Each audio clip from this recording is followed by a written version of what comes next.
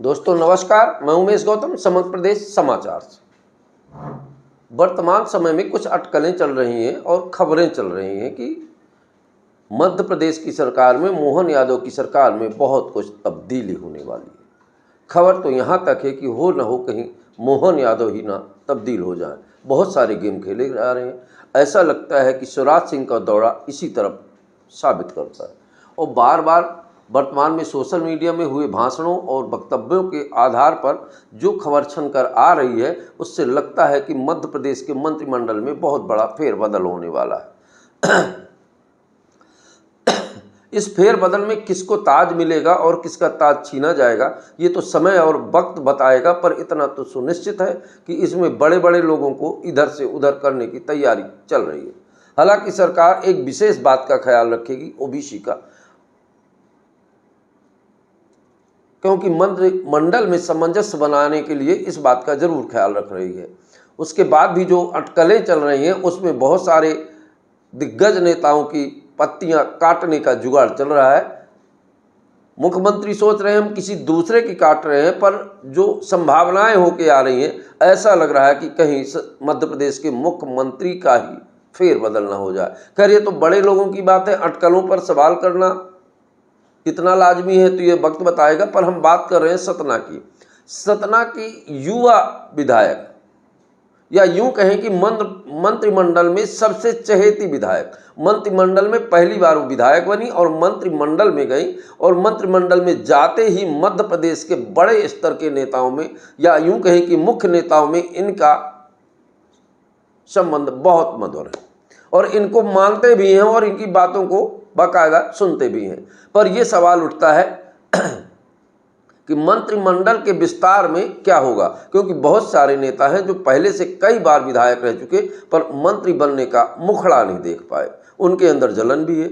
इन्हीं कुछ भ्रांतियों की वजह से मध्य प्रदेश में, या हालांकि हालात ये है कि पूरे भारत में भारतीय जनता पार्टी के नेताओं के जो भाषण आ रहे हैं उनसे ये साबित होता है कि घबराहट अंदर से है, पर मध्य प्रदेश में विशेष तौर पर गुटबाजी आपस में नजर आ रही है। अब सवाल यह है कि मोहन यादव अगर बदले गए तो क्या होगा, अगर मोहन यादव ही बने रहे तो क्या होगा। बात करते हैं प्रतिमा बागरी की, जिनके ऊपर ये बात चूंकि हमारे सतना की है और ये पहली बार विधायक, युवा विधायक है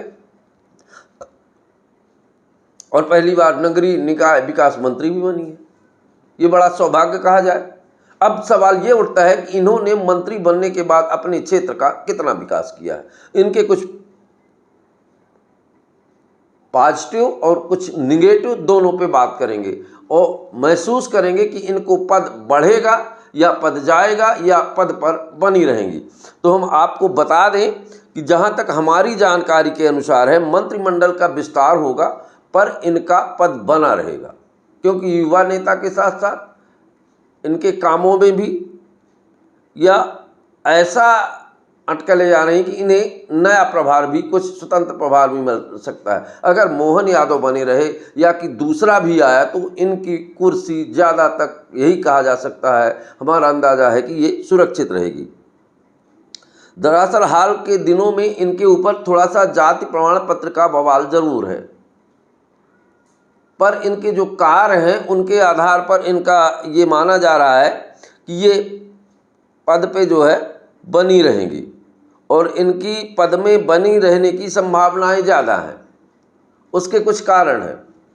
इन पर कोई अभी तक कोई इस तरह का इल्ज़ाम भी नहीं लग पाया मंत्री बनने के बाद भी कि इन्हें गलत साबित किया जाए या भ्रष्टाचारी साबित किया जाए। इनके ऊपर ऐसे कोई भी इल्ज़ाम नहीं है कि इन्हें मंत्रिमंडल पद से हटाया जाए।